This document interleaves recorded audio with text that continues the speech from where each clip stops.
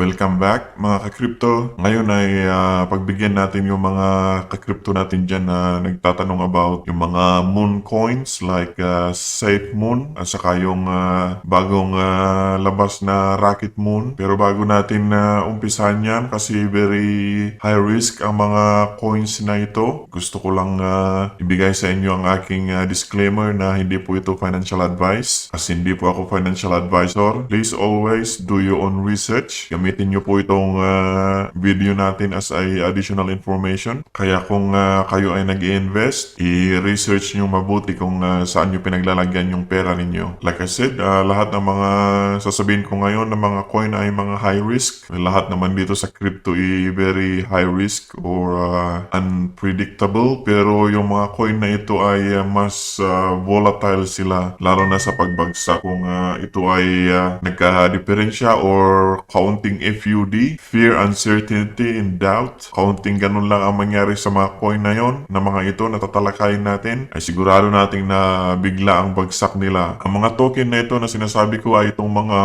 umpisahan natin dito sa Rocket Moon. Ito ay bagawan pa lamang. Kung tingnan nyo dito sa CoinGecko, nasa ilang zeros yan. 7 na 0, bago 5, at nag-umpisa siya noong mga 00 o 001 of course. So limang taas na ito. Ano ba ang mga coins na ito? Kung tingnan natin yung Safe Moon din. At least yung Safe Moon medyo nakaangat ng 663. Ang Rocket Moon na ito is the same as itong Safe Moon.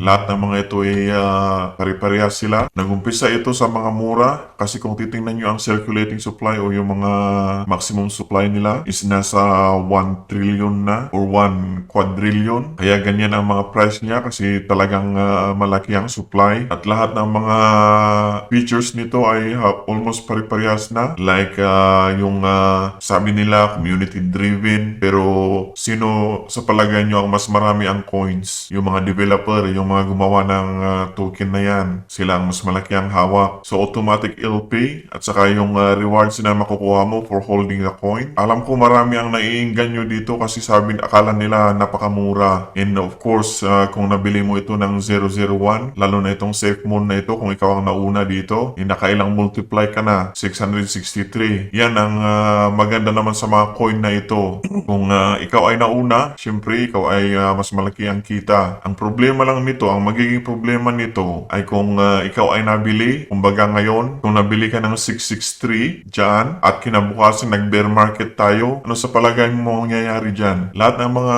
whales ng Safe Moon na yan, magsibenta na ang mga yan at sigurado ko babagsak ito ng 001, pinakamababa niya ulit. Ganyan po ang risk nito. So kung kayo ang naghahabol ng ganyan na 663 na, iwan natin kasi kung tuloy-tuloy pa rin ang bull market natin, marami pa rin ang maiinganyo dito. Sigurado ko ang mga naiinganyo kasi dito yung mga maliliit ang kapital kasi akala nila napakalaki ang nabibili nila. At ang masama doon, yung mga ganon ay yung mga baguhan na kung nakita nilang bumagsak na ang presyo, nakalahati yung puhunan nila, sila din ang magbibitaw, sinatakot na. Ayun sila naman ang magbenta in half price ng nabili nila. Di talong-talo sila. Ganon po ang mga nangyayari dito sa mga taong natatawa kasi nag-review ako ng mga ganito, Safe Moon o kaya mga Rocket Moon. Huwag po kayong matawa kasi lahat po tayo ay meron pinag-umpisahan. Yung mga naglalagay ng mga ganito ay syempre baka yung mga baguhan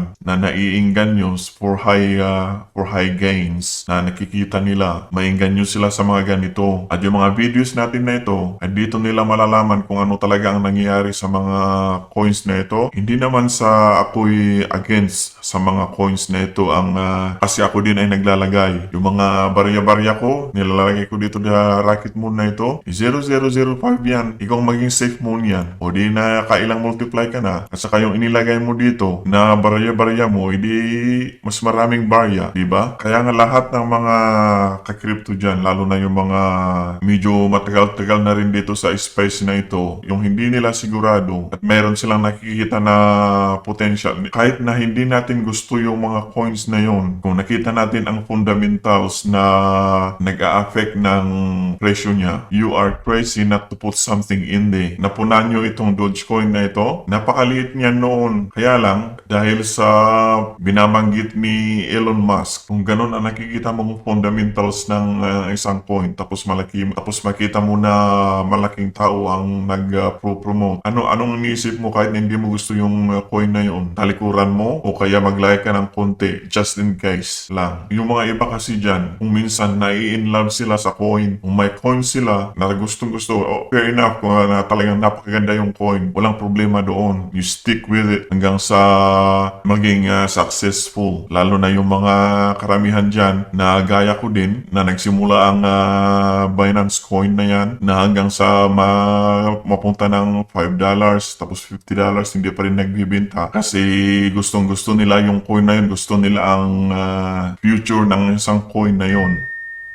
Kaya hindi nila binibitawan. Ang masama, kung paano sila ma-inlove ng coins, ganun naman ang opposite yung hindi nila gusto. Kasi hindi nila gusto yung coin na yon, hindi na sila maglagay kahit na nasa isip nila na sigurado nilang tataas yun na coin. Kasi nga dahil sa promotions ng mga malalaking tao. Kaya yun, ignore nila at doon naman tumataas. Gaya ng mga tokens na mga ganito, mga moon, may maraming moon. Nagsisitaasan ngayon ang mga yan kasi sabi ko nga yung mga nag-uumpisa pa lamang, dito sila naiinganyo at saka yung mga maliliit ang puhunan, akala nila ito lang ang mabibili nila at pag bumili sila ng maliit na puhunan, nakikita nila na malaki yung nabibili nila na coin kasi milyon-milyon eh. Ay magkano kung ₱1 lang ang bibilin mo dito kung ilang milyon. At hindi naman sila nagkamali kasi kung lahat yung mga yun na mga tao mag-umpisa sila dito sa 005 o 0000 mga ilang 0 at saka 1. Tapos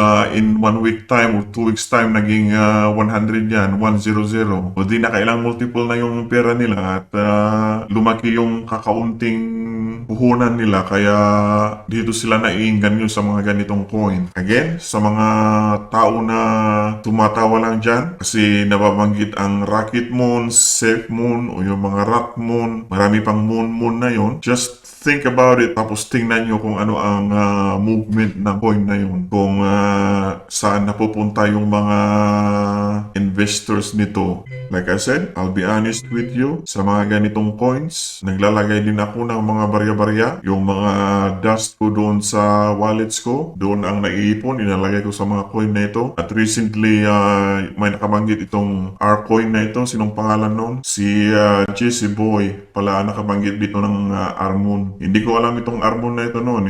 Sinabi niya Rocket Moon. So tinignan ko, nasa 005 o 004, 003. Ako yung naglagay ng kaunti, ng barya. Which is, kung mawala man yun, nawala yung barya ko. Ganyan ang ginagawa ko dito sa mga coins na ito. Talagang hindi ako nag-i-invest sa mga hindi ko sigurado na pang long term. Kasi ang mangyayari dito pwedeng i-drain ng developers ang liquidity nito. Tingnan natin kung mga ilan ang holders nito. Meron siyang 23,000 na holders at saka yung mga whales ay meron na silang mga 1 million, billion, 35 trillion. At ang suspets ako sa mga ito ay mga addresses ng developers, hindi investors. Kasi kahit na isa ang may-ari dito, hindi nila ilalagay sa isang wallet. Kaya ilagay nila sa mga ibang wallets, kaya lang owned by one person, yung lalo na yung mga developers. Kasi yan, isang bagsak lang ng mga yan. Kung sila ay nag-sell lahat, magiging very bagsak ang presyo ng Rocket Moon na yan. Baka pag magbenta ito, isang naka 1.8 trillion na yan, baka ang price ng Rocket Moon na yan magiging magbalik sa 0 hanggang sa 1. Ganyan po ang extreme ng mga coins na ito. So yan lang po ang masasabi ko dito sa Rocket Moon, saka yung Safe Moon, at saka yung mga ano pang moon na nakikita ninyo dyan. Tatanungin nyo siguro ako kung bakit ako nag-invest ng malaki doon sa Fair Moon. Alam nyo naman siguro ang dahilan. Kung hindi nyo po alam yung dahilan, just click on the link popping up above para mapanood nyo yung video na yun. At saka noong bumagsak yung presyo niya, ay nireview ko naman kung bakit bumagsak ang presyo niya. At saka yung mga links ulit na yun, nasa taas, popping up above. above at saka lahat ng mga links na yon ay nasa description below. Doon ko naman explain kung bakit ako naka-invest sa mga fair moon na yon. Kasi nakita ko ang pagkaiba ng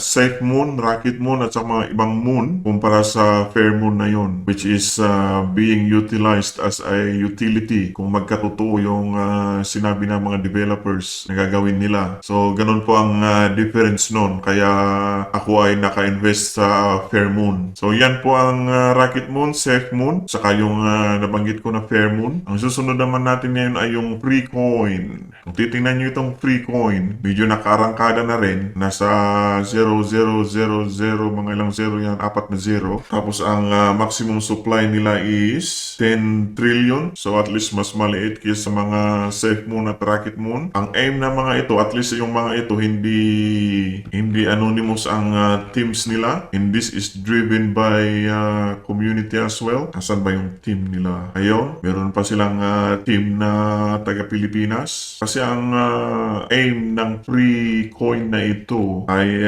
to start people learning about crypto, yung mga cryptocurrency. Kaya sabi nga dito the free coin, the learn how to crypto coin of today, the copper money of crypto of tomorrow. Kaya nila inilagay ito kasi para maingganyo yung mga iba, which is fine naman kung ganun ang aim ng coin nila. And it's working kasi tingnan nyo, malaki naman ang pagkataas na ng free coin na ito. And apparently, it's being used in the vending machines in Asia and Russia. So kung ito ay gagamitin ng mga tao, syempre lalago pa rin ang pagtaas ng presyo nito. At least it will be used as a currency. So that means it has a utility. But then again, sabi ko nga, pare-parehas ang risk ng mga ito. Kung hindi ito gagamitin ng mga tao, hindi na nila papansinin. Napapansin lang ang mga ito ngayon kasi nagbo-boom na naman ang crypto. Pero pag bumagsak na naman ang crypto, anong mangyayari dito? Tingnan natin kung anong nangyari mga noon. Tingnan nyo ang free coin. Ganyan ang chart ng free coin. Yung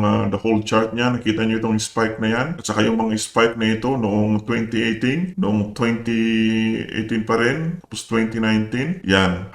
Kung tingnan nyo yung price dito, nasa 006. Nasa 6, tapos biglang taas, napunta ng 1402, tapos biglang bagsak. That's only the expanse of one day. Tingnan nyo ang nangyayari kung talagang ang presyo nito. May whale siguro na bumili, may whale na naman na nagbenta. Ang pinakamaganda ng ngayon ay is gradually picking up, slowly gaining traction, hindi biglang taas. So ang ibig sabihin dito ay walang masyadong nagdadump. Nung napunta ang pinakamataas niya sa 3, ayun, nag-sell yung mga tao, yung mga nagkuha ng mga profits. Like I said, yung mga coins na ito is very risky. Sabi ko nga, pag naglalagay ako sa mga coins na ito, yung mga barya-barya ko lang. At tingnan nyo din, kung ang pinaglalagyan nyo ay at least merong kaunting future. Gaya nitong free coin, at least medyo matatag na rin. Nag-umpisa ng 2018 at it's slowly building up its user base. At saka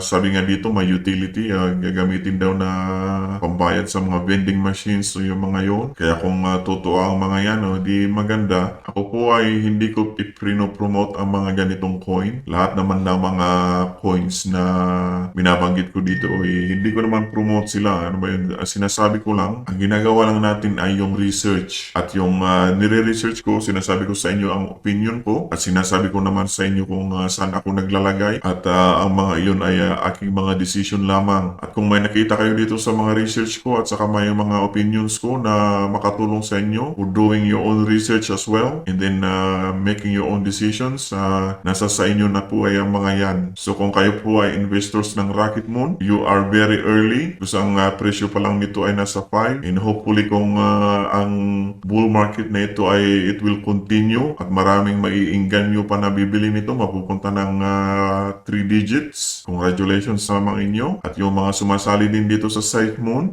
nasa 3 digits na siya. 696. I think marami pa rin ang naiinggan nyo dito.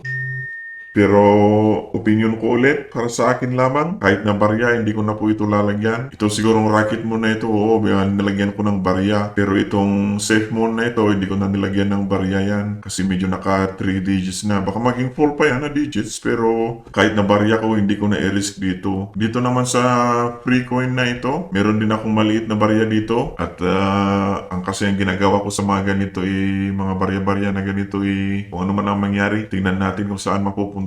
Kung maglaya ka ng $30 dito, hindi masyado masakit ang kwan mo. Parang baon mo lang yun na napunta ng trabaho. So, hanggang dito na lang po muna mga ka-crypto. I hope nagustuhan nyo yung nailagay ko na review ko dyan sa Rocket Moon, Safe Moon at saka Free Coin. At huwag po kayong maghihiya na magbanggit na mga coin na gusto nyo tingnan natin kahit na gaano kapangit sa tingin ninyo. Sabihin nyo pa rin, lalo na yung mga baguhan at titingnan natin. At syempre, sasabihin ko naman sa inyo yung aking opinion. Pero at the end of the day, yung decision nyo pa rin ang syempre susundin ninyo. So hanggang dito na lang po muna mga ka-crypto. Until next time.